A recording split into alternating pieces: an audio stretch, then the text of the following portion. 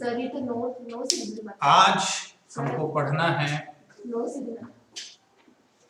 आज हमको जो पढ़ना है वो क्या पढ़ना है? पार्टनरशिप में एक चैप्टर है जिसका नाम है गुडविल। चैप्टर का नाम क्या है? गुडविल। और गुडविल को हमको पढ़ना है। अभी क्या पढ़ना है, क्यों पढ़ना है? बस पढ़ना तो है, जो भी पढ़ना है। पार्टनरशिप में हमने फंडामेंटल पढ़ा। फंडामेंटल के बाद आज हम क्या पढ़ेंगे? गुडविल। क्या है गुडविल, क्यों है गुडविल? जो भी है, जैसा भी है, बहुत अच्छा है। तो हमको सबसे पहले गुडविल का मीनिंग जानना है, कैरेक्टर जानना है, feature, factor affecting goodwill, goodwill का क्लासिफिकेशन देखना है, वैल्यूएशन देखना और वैल्यूएशन मेथड्स देखना। थ्योरी बहुत अच्छे से कवर करेंगे, उसके बाद हम फिर प्रैक्टिकल क्वेश्चंस करेंगे। तो शुरुआत, आप सभी का स्वागत है। और इस क्लास को जब हम पढ़ना शुरू करेंगे तो आप अपने आप को दुनिया का सर्वश्रेष्ठ विद्यार्थी और मुझे ब्रह्मांड का सबसे ज्ञानी टीचर समझ के शुरुआत करते हैं। तो देखो, गुडविल क्या है? सबसे पहले आसान शब्दों में मैं कहूँ तो किसी बिजनेस की, किसी व्यापार की औकात उसकी गुडविल है। औकात सर ऐसा मतलब, ऐसा शब्द भारी सा क्यों? औकात का मतलब है आप कितना फेमस हो, लोग आपको कितना जानते हैं, आपके नाम की वजह से आपके पास कितने कस्टमर आते हैं, आपके सिर्फ नाम की वजह से आपका बिजनेस कितना चलता है, दैट इज गुडविल। सिंपल शब्दों में, आसान शब्दों में, मेरे शब्दों में कहूं तो मेरा ये कहना है कि गुडविल एक एक्स्ट्रा अर्निंग कैपेसिटी है किसी भी ऑर्गेनाइजेशन की। अपने पड़ोसी से यदि आप थोड़ा सा ज्यादा कमा लेते हैं, आपका कुछ भी हो सकता है, नेचर, बिहेवियर, आपका जो भी अच्छा है, जिसकी वजह से आपकी सर्विस अच्छी है, जिसकी वजह से आप अपने पड़ोसी से, सेम क्लास ऑफ बिजनेस का पड़ोसी है आपको और आप उससे ज्यादा कमा लेते हैं, तो ये गुडविल है। ठीक है, बराबर। नाम चाहे बदनाम हो, चाहे नाम सन्नाम हो, कुछ भी हो, किसी भी वजह से बस आपके पास कस्टमर आना चाहिए, आपका रेवेन्यू एक्स्ट्रा होना चाहिए। बस जो सेम क्लास ऑफ बिजनेस है, उस बिजनेस से आप एक्स्ट्रा अर्निंग करते हैं, तो जो भी एक्स्ट्रा अर्निंग है वो गुडविल है, इनका ऐसा कहना है। ठीक है, थोड़ा सा हम बुक में पढ़ते हैं कि भी मीनिंग ऑफ गुडविल क्या है। बाकी सिंपल शब्दों में कहा जाए तो गुडविल सिंपल सा क्या है? आपका रिस्पेक्ट है, कि सोसाइटी में आपकी क्या रिस्पेक्ट है, कस्टमर आपकी कितनी वैल्यू करता है।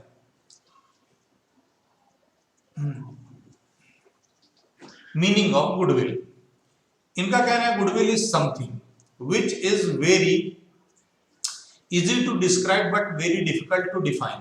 इनका कहना है बहुत आसान है, इसको हम वर्णन तो हम कुछ भी कर सकते हैं, डिस्क्रिप्शन तो हम कुछ भी लिख सकते हैं, कितना भी फेंकने का है तो सब फेंक लेंगे, फेंकने की आदत तो वही गोल्ड भी आ गया तो फेंकने में, है ना। अभी लेकिन इसको यदि डिफाइन करने की बात करें तो डेफिनेशन लिखना इसका थोड़ा सा टफ जॉब है।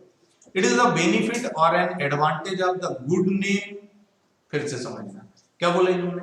It is the benefit of an arrangement, advantage of the good name, आपका नाम अच्छा चलता है, रेपुटेशन है आपकी, कनेक्शंस ऑफ बिजनेस, या फिर आपके बिजनेस के कनेक्शन ऐसे, नेटवर्क इतना स्ट्रॉन्ग है आपका कि आपका बिजनेस इतना अच्छा चल रहा है।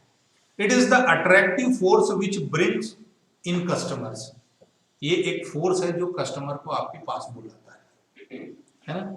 वो एक गाना है, क्या है, तेरे चेहरे में वो जादू है, जाना होता है कहीं और तेरी ओर चला आता है। जब कस्टमर इस तरह के गाने गाए आपके लिए, है ना, जब कस्टमर आपके लिए इस तरीके के गाने का इस्तेमाल करे तो समझ जाना ये तो मेरी गुडविल है ना। एक फोर्स ऐसा है जो आपके कस्टमर को अट्रैक्ट करता है। Over a period of time a well established business develops an advantage of good name. जब ज्यादा दिन हो जाता है, हमको लॉन्ग टर्म हो जाता है, तो हम इतनी रेपुटेशन मार्केट में और इतने कनेक्शन हम बना लेते हैं कि उसकी वजह से हमारे कस्टमर आना शुरू हो जाते हैं। This helps the business to earn more profit as compare to newly set up business. नया बिजनेस जो सेटअप होगा उसके कंपैरिजन में हम ज्यादा कमा लेते हैं। In accounting the monetary value of such advantage is known as goodwill. और इनका क्या कहना है कि ये जो हमारी एडवांटेज है, रेपुटेशन है, गुडविल नाम चलता है, कनेक्शन है, इसको हम देखो हम किसी भी चीज को कब रिकॉर्ड करेंगे अकाउंट में, जब उसकी कोई मॉनेटरी वैल्यू हो।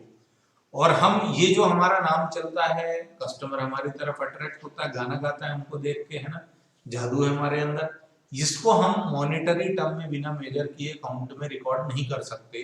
तो जब हम इसको अकाउंट में रिकॉर्ड कर सकते हैं तो वो क्या कहलाता है, गुडविल कहलाता है। जब भी हम इस सारे कर्मों का लेखा जोखा करते हैं तो जो निकल के आता है वो गुडविल है। Goodwill is regarded as an intangible asset which enables a firm to earn profit in excess of normal profit earned by the other firms in the same business। Same category जो business, very important है, बहुत अच्छे से theory ध्यान रखना। Goodwill is regarded as an intangible asset. ये क्या है, एक इंटेंजिबल एसेट है। What do you mean by intangible asset? I ask question and I also answer that question. Sir जैसे हम मैं ही पूछूंगा और मैं ही जवाब दूंगा। गुड, इंटेंजिबल एसेट का मतलब एक ऐसी एसेट से होता है जिसका कोई फिजिकल शेप साइज नहीं होता, सिर्फ महसूस कर सकते हो कि कुछ तो है, कुछ तो हुआ है, कुछ हो गया है, आजकल लगता है ऐसा कुछ गाना है। तो जब आपको ऐसी फीलिंग आ जाए तो वो इंटेंजिबल एसेट है। अच्छा सर ऐसा कुछ है, लेकिन ये फीलिंग आपकी ऐसा आना चाहिए जो रेवेन्यू जनरेट करती हो, है ना। गुडविल कैसा है? इंटेंजिबल एसेट का क्या मतलब है? एसेट जो रेवेन्यू जनरेट करती है लेकिन क्या नहीं है, उसका कोई फिजिकल शेप साइज नहीं है, हम उसको देख नहीं सकते, छू नहीं सकते, can't be seen and touched, बराबर है, मूर्त रूप में नहीं है। हिंदी में इंटेंजिबल को बोला जाता है अमूर्त, यानी जिसकी कोई मूर्त ना हो, सिर्फ सूरत, वो भी दिल में बसी हुई हो, है ना। ठीक है, आगे बढ़े। चल, thus goodwill is the value of reputation of a firm in respect of the profits expected in future over and above the normal profit earned by other similar firms belonging to the same industry। दो पोहे कचौरी वाले हैं, लेकिन एक कचौरी वाले की ज्यादा कचौरी बिकती है, दूसरे की कम बिकती है। अच्छा, लोग बोलते भी हैं यार कि ये कटप्पा वाली कचौरी लेके आना, मतलब कोई सा भी जो भी उसका नाम है ना। जैसे अपन इंदौर में क्या बोलते हैं, बोले सैंडविच खाना तो मधुरम के खाओ, मधुरम सैंडविच, है ना। 56 पे गए, क्या खाना है, बोले जानी के हाथ डाला। तो ये भाई क्या दूसरा हाथ डॉग नहीं बेच रहा है, क्या बेच रहा है, लेकिन जानी क्यों? गुडविल है उसकी, उसका रेपुटेशन है, उसका कनेक्शन है, व्हाटएवर वो सेम इंडस्ट्री में, सेम कैटेगरी में अपने पड़ोसी से ज्यादा कमाता है। ठीक, दैट इज गुडविल। और गुडविल का कैरेक्टर कैसा है बेटा? इंटेंजिबल एसेट है। इंटेंजिबल जो दिखाई सुनाई नहीं देता, जिसको छू नहीं सकते, जिसका कोई फिजिकल शेप साइज नहीं है, ना टच कर सकते, बराबर है, महसूस होगा हाँ कुछ तो है, ऑल इज वेल, ऐसा वाला जो होगा वो गुडविल है। इन्होंने बॉक्स बना के कुछ गुडविल की डेफिनेशन देने की कोशिश की। डिफरेंट पर्सन का थॉट भी डिफरेंट होता है, इसलिए डिफरेंट साइंटिस्ट ने डिफरेंट तरीके से गुडविल को डिफाइन किया। सबसे पहले हम लॉर्ड लिंडले की बात करते हैं और इनका कहना है the term goodwill is generally used to denote the benefit arising from connections and reputation. घुमा फिरा के एक ही बात करेंगे हम, बस एक बार रीड कर लेते हैं। लॉर्ड एल्डन ने क्या बोला? Goodwill is nothing more than the probability that the old customer will resort to the mid place. इन्होंने क्या लिखा है इंग्लिश में, अपने को बिल्कुल बाउंसर गया, अपन ने डक कर लिया। आगे चलते हैं, मैं सब समझा दूंगा, ठीक है, क्या कहना है इनका मैं समझा दूंगा, अभी डक करो, नहीं समझ में आया तो। स्पाइसर एंड ये पेगलर, ये पेग एक लगा के आया था, क्या बोला इन्होंने? Goodwill may be said to be that element arising from the reputation, connections और other advantages possessed by a business which enables it to earn great profit than the return normally to be expected on the capital represented by the net tangible asset employed in the business। Elden वाले का समझो, उनका ये कहना है कि goodwill कुछ भी नहीं है, सिंपल सा वो प्रोबेबिलिटी है, यानी वो संभावना है। संभावना कौन? सर संभावना सेट की होती है। संभावना का मतलब है पॉसिबिलिटी, है ना। तो प्रोबेबिलिटी का मतलब है ये चांसेस क्या हैं कि आपका जो पुराना कस्टमर है वो वापस आपके पास रिटर्न आ जाए, भाई रेपुटेशन है तो ही आएगा। सीधी सी बात है ना। कस्टमर आपका रिपीट कब करेगा आपको, जब आपका सर्विस अच्छा होगा, नाम अच्छा होगा, है ना, क्वालिटी होगी आपके अंदर, बराबर। तो उन्होंने यही बोला है कि कस्टमर आपका जो पुराना कस्टमर है, एक बार जिसको आपने सर्विस दे दी वो रिटर्न आ जाए, इस बात की जो प्रोबेबिलिटी है वही क्या है, गुडविल है। ठीक है, ये किसने बोला, लॉर्ड एल्डन ने। लेकिन ये स्पाइसर और पेग बनाने वालों ने क्या बोला कि गुडविल कुछ नहीं है, गुडविल सिर्फ एक ऐसा एलिमेंट है जो आपके रेपुटेशन और कनेक्शन से एडवांटेजेस, जो आपको ज्यादा प्रॉफिट अर्न करने में हेल्प करता है by investing tangible asset. Tangible asset लगा करके, कैपिटल इन्वेस्टमेंट करके आप जो एक्स्ट्रा प्रॉफिट कमाते हो अपने नेम, फेम और रेपुटेशन की वजह से, वही क्या है मॉनेटरी टर्म में गुडविल है। सिंपल, समझ में आया, दैट्स ग्रेट। और ये डिक्सी ने क्या बोला, when a man pays for goodwill he pays for something which places him in the position of being able to earn more money than he would be able to do by his own unaided efforts। इनका ये कहना है कि जब आप किसी को extra पैसे देते हो तो इस वजह से देते हो कि जो आप साधारण नॉर्मल आप मेहनत करके कोई चीज स्टार्ट करते और उस पर जो एक्सपेंसेस करते, उससे जो आप प्रॉफिट अर्न करते, उससे ज्यादा प्रॉफिट आप अर्न कर पाएंगे इस पर्सन को एक्स्ट्रा पेमेंट देने से। ऐसा इन्होंने किस सेंस में बोला होगा, यदि हम किसी का चलता फिरता बिजनेस खरीद लेते हैं और उसके बिजनेस की वैल्यू मान लीजिए 20 लाख रुपए है, लेकिन हमने उसको पेमेंट 25 लाख का दे दिया, 5 लाख आपने एक्स्ट्रा दे दिया। क्यों दिया? आपको ऐसा लगता है कि इसने जो मेहनत की है, लखानी चप्पल घिस घिस के अड्डा बना दिया और इस अड्डे पे लोग आएंगे, कस्टमर मुझे बनाने की जरूरत नहीं है, मेरे पास ऑलरेडी कस्टमर बने बनाए मिलेंगे, तो वो क्या है, गुडविल। ठीक है, इनका सिंपल सा ये कहना था। अब हम आगे चलते हैं, ये तो हो गया मतलब, ज्यादा मतलबी हमको नहीं होना है, मतलबी दुनिया से हमारा कोई लेना देना नहीं। अब इसका हम चेक करते हैं कैरेक्टर कैसा है। सर कैरेक्टर ढीला है इसका, दिख रहा है सब? हाँ दिख रहा है सब। कैरेक्टरिस्टिक्स और फीचर्स ऑफ गुडविल। कैरेक्टरिस्टिक्स और फीचर्स ऑफ गुडविल क्या कहते हैं? तो गुडविल बहुत अच्छे से नोट डाउन कर लेना है ना, क्योंकि यहां से थ्योरी बनेगी। मैं बोलता हूं goodwill is N intangible asset. Goodwill क्या है? इनटेंजिबल एसेट है which cannot be seen or touched. However, it is not a fictitious asset and it can be purchased or sold with any other asset. इनका क्या कहना है कि goodwill एक क्या है? इनटेंजिबल एसेट है, अमूर्त संपत्ति है, जिसको आप देख नहीं सकते, छू नहीं सकते, लेकिन ये फिक्टिटियस एसेट नहीं है। फिक्टिटियस एसेट का मतलब होता है कि वो एक्सपेंसेस या लॉसेस जो अभी तक प्रॉफिट से एडजस्ट नहीं हुए, तो ये कोई प्रॉफिट या ऐसा एक्सपेंस नहीं है जो प्रॉफिट के अगेंस्ट एडजस्ट नहीं हुआ। ये एक ऐसा कैरेक्टर है जो हमको अर्निंग में हेल्प करता है। ठीक है, पहला कैरेक्टर क्या होगा? Goodwill intangible asset. सेकंड की हम बात करें तो ये है गुडविल इज एन एट्रीब्यूट और ability of the business which enables to earn super profit, that is profit in excess of normal profit. इनका क्या कहना है कि गुडविल क्या करती है? हमको सुपर प्रॉफिट अर्न करने में हेल्प करती है। और सुपर प्रॉफिट का क्या फार्मूला बनाया इन्होंने कि जो नॉर्मल प्रॉफिट है उसमें से आप क्या करो, आपका जो प्रॉफिट है उसमें से आप नॉर्मल प्रॉफिट माइनस कर दो। सर नॉर्मल प्रॉफिट मतलब जो आपका पड़ोसी कमा रहा है उसको माइनस कर दो, तो वो क्या हो जाएगा? सुपर प्रॉफिट हो जाएगा, यानी एक्स्ट्रा प्रॉफिट। थर्ड में हम गए तो इनका कहना है goodwill can not be sold in part और in isolation, it can be sold only with the entire business.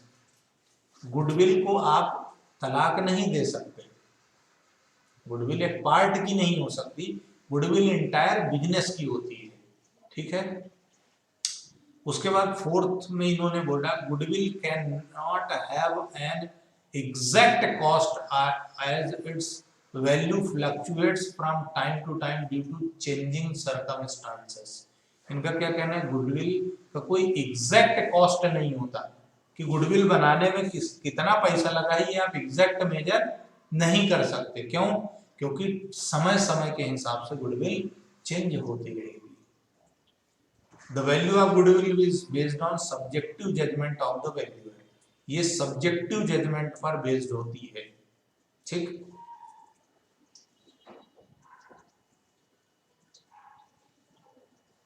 तो लिख लो, गुडविल क्या है बेटा?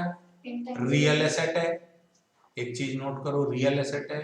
दूसरा इंटेंजिबल एसेट है। तीसरा फिक्टिटियस एसेट नहीं है, ठीक है। उसके बाद ये सुपर प्रॉफिट अर्न करता है, ठीक है। सर सुपर प्रॉफिट का फॉर्मूला क्या है? अभी लिखाऊंगा। When I will start explaining the methods of valuation, I will again explain all these terms. Okay? Yeah. Yes. Sir, goodwill cannot be sold. In part. In part. It is entirely of business. It cannot have exact cost like goodwill. Yes, it cannot have exact cost. इसका exact perfect जैसे क्या समझो, ऐसे exact cost मतलब जैसे मैं ये pen लेके आया, ठीक है। ये पेन 500 रुपए का है, यदि मैंने पे कर दिया तो एग्जैक्ट कॉस्ट मालूम है। लेकिन गुडविल का एग्जैक्ट नहीं मालूम कि हमने कितने सैक्रिफाइसेस किए हैं। यदि हमारा नाम चलता है, हमारे नाम की वजह से आते हैं लोग, तो हमने 13 साल से यहाँ मेहनत की है और इस 13 साल की मेहनत का कोई वैल्यूएशन परफेक्टली या एग्जैक्टली आप नहीं कर सकते कि सर आपने कितनी मेहनत की है। या किसी का भी बिजनेस चलता है, आप उसका परफेक्ट एग्जैक्ट वैल्यू नहीं निकाल सकते कि नहीं यार सर आपने इतनी मेहनत की है, ठीक है। आगे बढ़े। Subjective and changes time to time, ठीक है। थ्योरी पे एक विशेष ध्यान रखना है अपने को। आगे बढ़ते हैं हम लोग। ये पूरी थ्योरी टीएस ग्रेवाल में नहीं मिलेगी क्योंकि ये संदीप गर्ग बुक है ना, ये बुक अलग है। फैक्टर्स अफेक्ट, अब मैंने टीएस ग्रेवाल जानबूझ के नहीं ली क्योंकि वो आपके पास है, तो आपको क्या है, 2 तरह का मटेरियल मिल जाएगा। Factors affecting the value of goodwill, कौन कौन सी ऐसी चीजें हैं जो गुडविल की वैल्यू को अफेक्ट करती हैं। पहला, efficiency of management. Efficiency of management क्या है?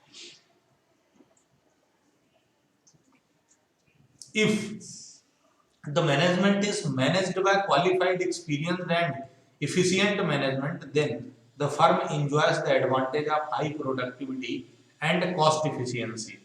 It enables the firm to earn higher profit and so the value of goodwill will also be high। इनका क्या कहना है?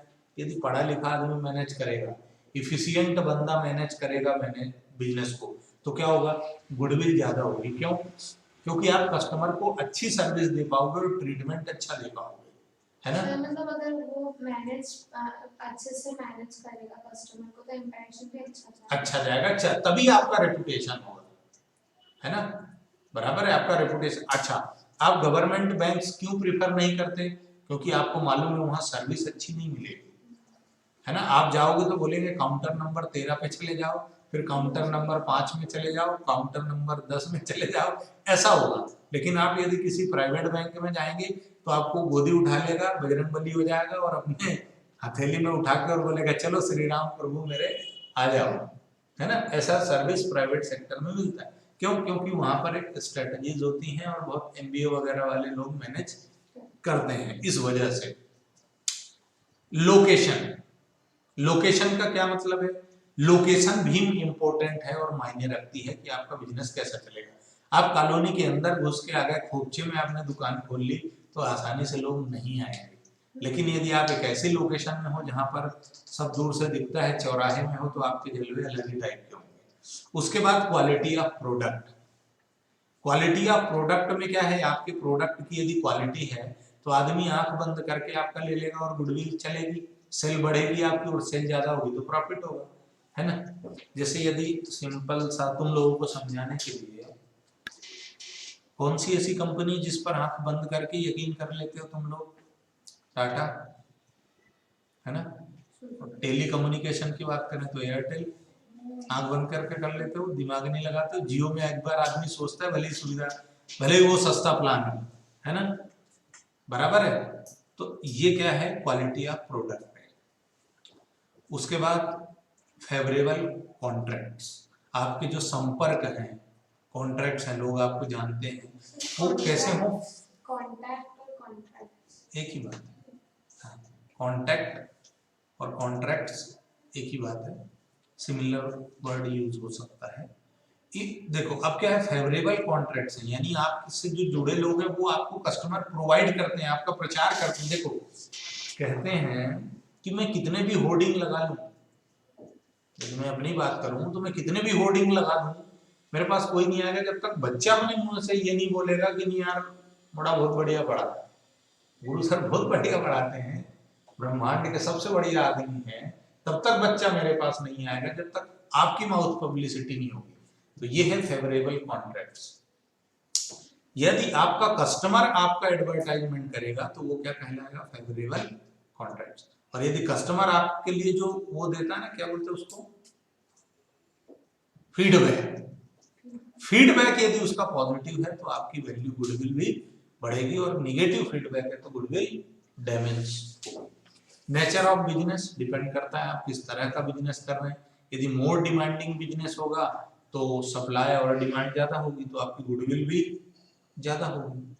उसके बाद special advantage, if firm enjoys special advantage like patent, trademark, brand image, assured supply of inputs, technology edge और any other exclusive benefits, then the firm enjoys higher value of goodwill. देखो यदि special है, monopoly, monopoly मतलब Indian railway, Indian railway का क्या है, monopoly है ना, सस्ती दर में और सुविधाजनक।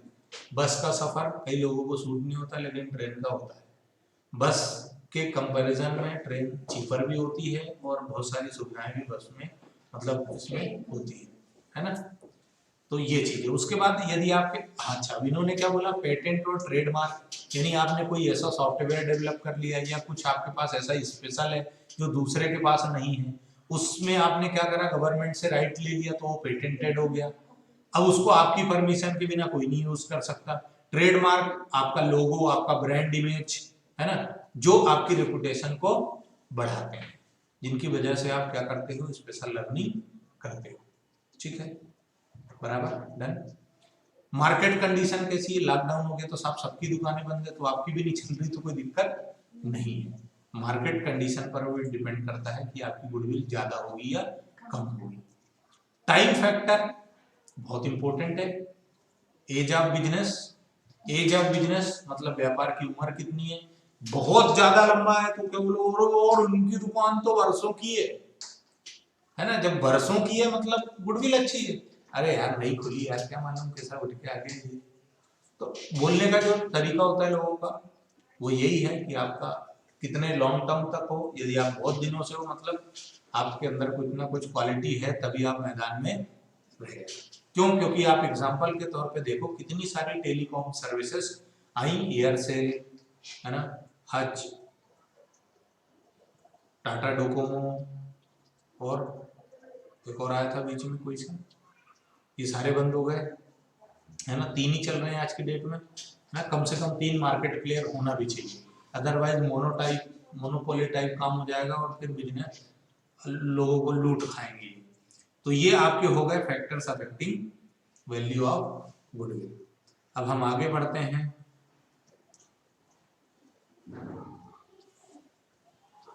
अब 8 पॉइंट हो गए थे फैक्टर्स अफेक्टिंग में, 9th 10th और 11th। पहला, risk involve in the business, यदि आपका बिजनेस बड़ा रिस्की है तो क्या होगा, गुडविल तो होगी लेकिन थोड़ी सी कम होगी। However, if the business faces lower risk, then value of its goodwill will be more. तो गुडविल ज्यादा होगी यदि रिस्की बिजनेस नहीं है तो। फिर इंक्रीजिंग ट्रेंड ऑफ प्रॉफिट, यदि ट्रेंड होगा प्रॉफिट अर्न करने का, कंटिन्यूअस रेवेन्यू आपका बढ़ रहा है तो आपकी गुडविल भी ज्यादा अच्छी होगी। अदर फैक्टर्स भी हैं,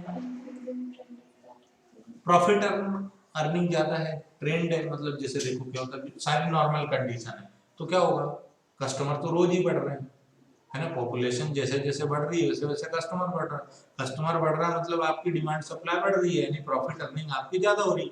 बट अचानक से लॉकडाउन लग गया, अब प्रॉफिट बढ़ेगा क्या, नहीं, कस्टमर ही नहीं है ना, कोई खरीदने ही नहीं आएगा तो बेचोगे किसको, या फिर यूं कहोगे एक तोहफा जो हमने खुद को दिया खुद को बेच लोगे, है ना। तो जब आपके यहाँ कस्टमर बढ़ेगा, रेवेन्यू जनरेट होगा, और रेवेन्यू जब ज्यादा होगा तो गुडविल भी ज्यादा होगी। कैसे होगी, जब हम वैल्यूएशन देखेंगे तब देखना कि जिस कंपनी का प्रॉफिट ज्यादा होगा उसकी गुडविल भी ज्यादा आएगी, वो कैलकुलेशन के टाइम पर हम बता देंगे एक बार और, ठीक है। अदर फैक्टर्स भी हैं, जैसे गुड इंडस्ट्रियल रिलेशन, आपके संबंध अच्छे हैं, आपकी एडवर्टाइजमेंट पब्लिसिटी अच्छी है, पॉपुलैरिटी अच्छी है, आप रिसर्च एंड डेवलपमेंट में यकीन रखते हो, है ना, इफेक्टिव आफ्टर सेल सर्विस देते हो, है ना। जैसे कई बार हम सेल फोन खरीदते हैं ना तो लोग बोल देते हैं मत लेना यार, इसके कस्टमर केयर नहीं मिलते, सर्विस सेंटर नहीं अपने इंडिया में, इसका मत लेना, बराबर है, ये चीज है, गुड कस्टमर रिलेशन एटसेट्रा। जैसे मैं यदि बात करूं, हालांकि मैं सैमसंग का मोबाइल पसंद नहीं करता, लेकिन फिर भी सैमसंग का सबसे अच्छा कस्टमर रिलेशन है। यदि सेल फोन कंपनियों की बात करूं तो सबसे अच्छा कस्टमर रिलेशन सैमसंग का है। हालांकि मैं उसके प्रोडक्ट पसंद नहीं करता, ना ही मैं एड करता, है ना। अच्छा, एक एग्जांपल दिया, एयरटेल का कस्टमर रिलेशन ज्यादा अच्छा है as compare to other company, जो मेरा एक्सपीरियंस है। आप लोगों का क्या है वो आप लोग अपने हिसाब से। उसके बाद हम आते हैं classification of goodwill. Classification of goodwill जरूर नोट करना और बहुत अच्छे से देखना।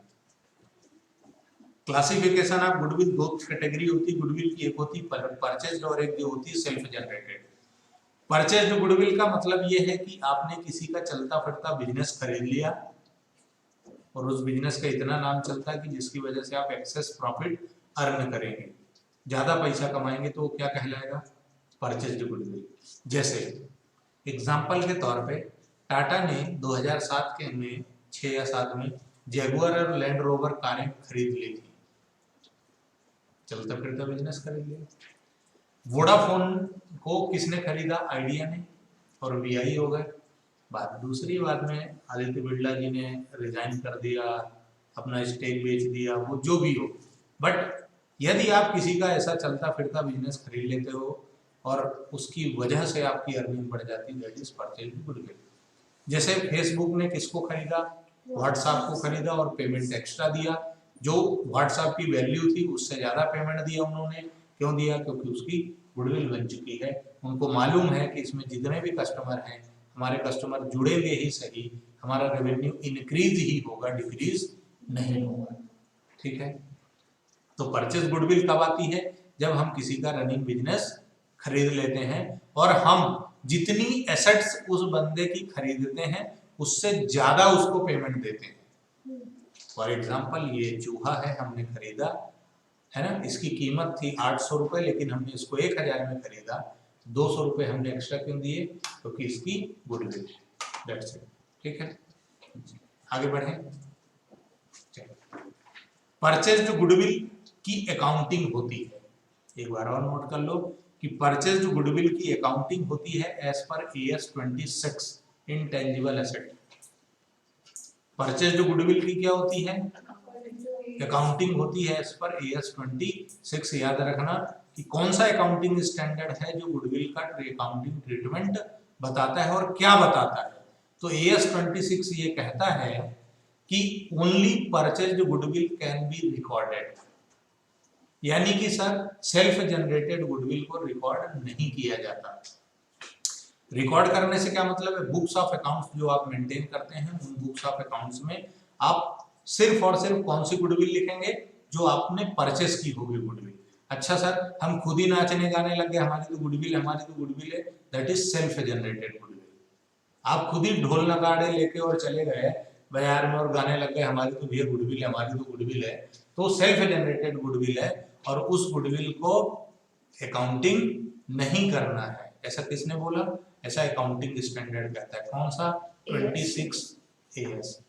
और 26 AS का नाम क्या है? Intangible asset.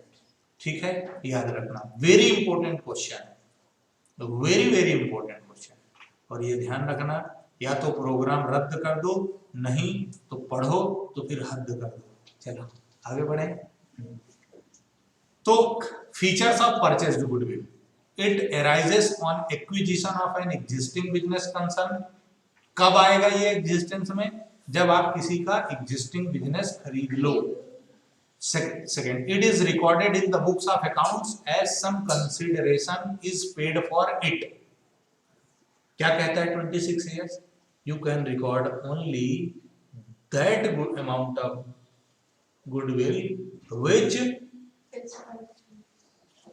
is acquired or purchased. यानी जिसके लिए आपने कुछ पेमेंट किया है उसको आप बुक्स में लिखो। फ्री फंड में श्रीखंड मत खाओ। उसके बाद परचेज्ड गुडविल को हम बैलेंस शीट में एसेट साइड दिखाते हैं। हमने पढ़ भी लिया कि ये एक इंटेंजिबल एसेट है। The cost of purchased goodwill will be determined by future maintainability of profit, FMP। Future maintainable profit आपका कितना है उसके बेसिस में हम गुडविल का वैल्यूएशन करते हैं। अच्छा सर, अभी वैल्यूएशन ऑफ मेथड जब पढ़ेंगे तो हम वहां पर सीखेंगे कि कैसे कैलकुलेशंस होते हैं। Value of goodwill is a subjective judgment, but it is ascertained as both purchaser and seller agree to its valuation. एक सब्जेक्टिव मैटर है, लेकिन दोनों के एग्रीमेंट से, बायर और सेलर के एग्रीमेंट से जो भी मेथड डिसाइड होती है उससे गुडविल का वैल्यूएशन होता है। ठीक है। Self generated, it is an internally generated goodwill which arises from a number of attributes that a running business possesses. बहुत सारी वजह से हम खुद ने वैल्यूएशन कर लिया और बोले यार हमारी भी गुडविल है, that is self generated goodwill. ठीक है, कोई समस्या सर? अभी तक तो नहीं।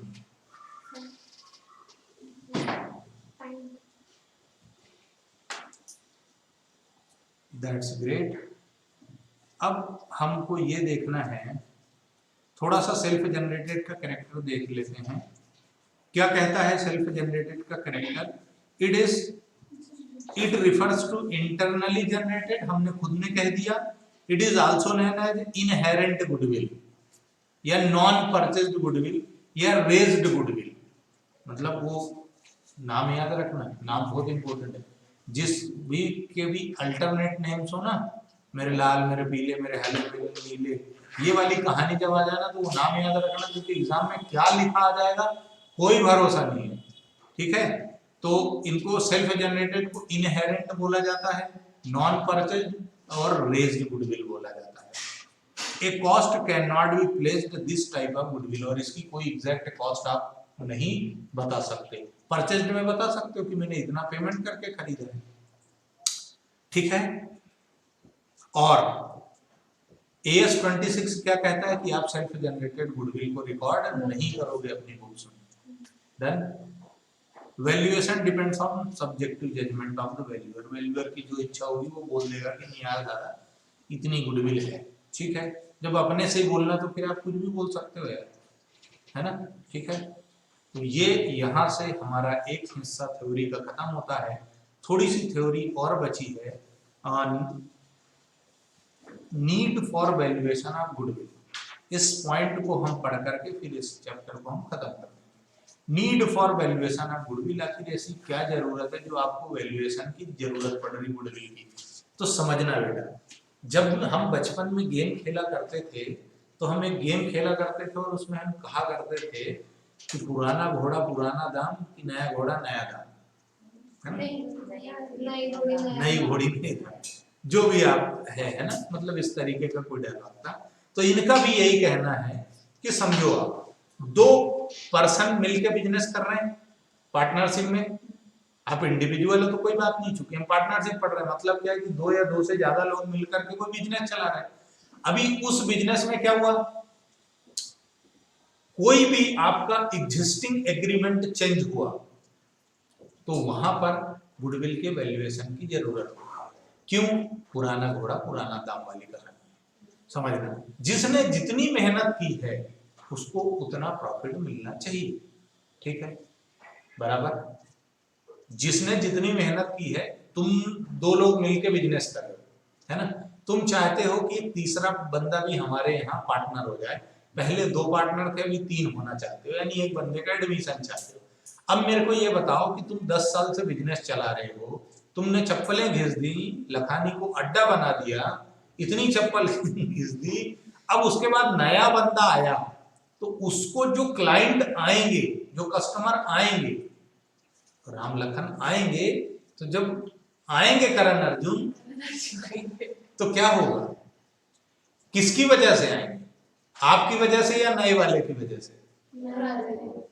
नए वाले की वजह से आएंगे या पुराने की वजह से? तो क्या तुम ये चाहते हो कि तुम्हारी मेहनत का बेनिफिट कोई और ले ले? नहीं सर। तो आप क्या करोगे, आप उसको ज्ञान दोगे कि देख बेटा, 10 साल हमने ये जो चप्पल घिस घिस के खड्डा बनाया है, इस चप्पल की घिसावट का पैसा तो हम तेरे से एक्स्ट्रा लेंगे। क्या करेंगे? यानी तुम्हारा जो कैपिटल कंट्रीब्यूशन है वो तो ठीक है, उसके साथ में तुम्हें एक्स्ट्रा पैसा देना है, और उस पैसे को हम क्या बोलेंगे? Premium for goodwill. क्यों? क्योंकि ये गुडविल सेल्फ जनरेटेड है, इसको बुक्स में आप रिकॉर्ड नहीं कर सकते। तो गुडविल लिख सकते हो क्या? गुडविल लिख सकते हो क्या? नहीं लिख सकते। तो उसको क्या लिखोगे? Premium for goodwill. बराबर, नोट करके रखो, मैं बता दूं क्या डाउट है, ठीक है, बराबर। तो जब भी एग्जिस्टिंग एग्रीमेंट पार्टनर्स के बीच का चेंज होगा, तो वहां पर आपको जरूरत पड़ेगी गुडविल के वैल्यूएशन की। जब भी कोई चेंजेस होंगे पार्टनरशिप एग्रीमेंट में, वहां पर आपको जरूरत पड़ेगी गुडविल को फिर से वैल्यू करने की। क्या ऐसी कंडीशन है जहां जरूरत पड़ेगी? पहला, change in the profit sharing ratio on the existing partner. जो एग्जिस्टिंग पार्टनर है उनका रेशियो चेंज हो जाए। मतलब आप 3 लोग पार्टनरशिप फर्म में हो, और एक कोई बूढ़ा हो गया और ये कहता है, अरे यार अब मेरे से ज्यादा काम नहीं होता, तुम लोग देख लो यार, थोड़ा सा कम प्रॉफिट दे देना, पर थोड़ा सा मेरे को बिजनेस में मेंटेन रखो। तुम्हारा प्रॉफिट शेयरिंग रेशियो चेंज हो गया। अब तुम क्या करोगे? गुडविल का वैल्यूएशन करोगे। नया घोड़ी नया नाम से शुरुआत होगी, बराबर है। Admission of a new partner, नया पार्टनर आ गया, तुमने जो मेहनत की, जो कस्टमर बेस बनाया, कॉन्ट्रैक्ट्स बनाए, रिलेशन, कस्टमर रिलेशन क्रिएट किया, उसका बेनिफिट नए वाले को मिलेगा। तो नए वाले को क्या बोलोगे? जब द आईओ, तो कैपिटल के साथ में गुडविल भी ले, है ना।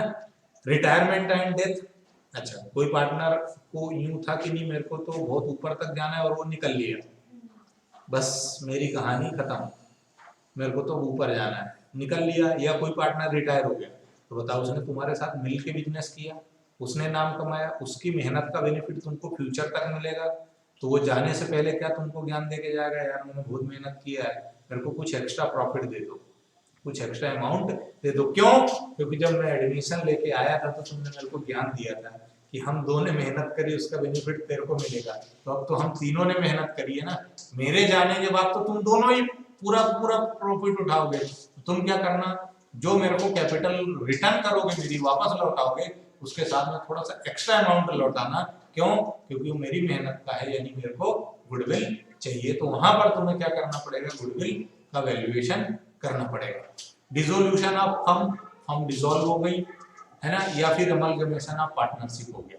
2 पार्टनरशिप फर्म ने मिलकर ब्याह कर लिया। एक एबीसी कंपनी थी और एक पीक्यूआर थी।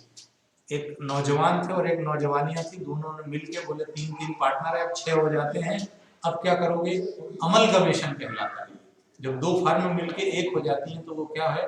मतलब सर हमारा ब्याह हो गया, तो हम दूसरे शब्दों में अमलगमेशन कह सकते हैं। हाँ ठीक है, अभी अमलगमेशन हो गया तो क्या होगा? गुडविल का वैल्यूएशन होगा, और दोनों फर्म्स करेंगी, क्योंकि उसके वजह से आप इसको प्रॉफिट होगा और इसकी वजह से उसको प्रॉफिट होगा, तो दोनों अपना अपना वैल्यूएशन करेंगे।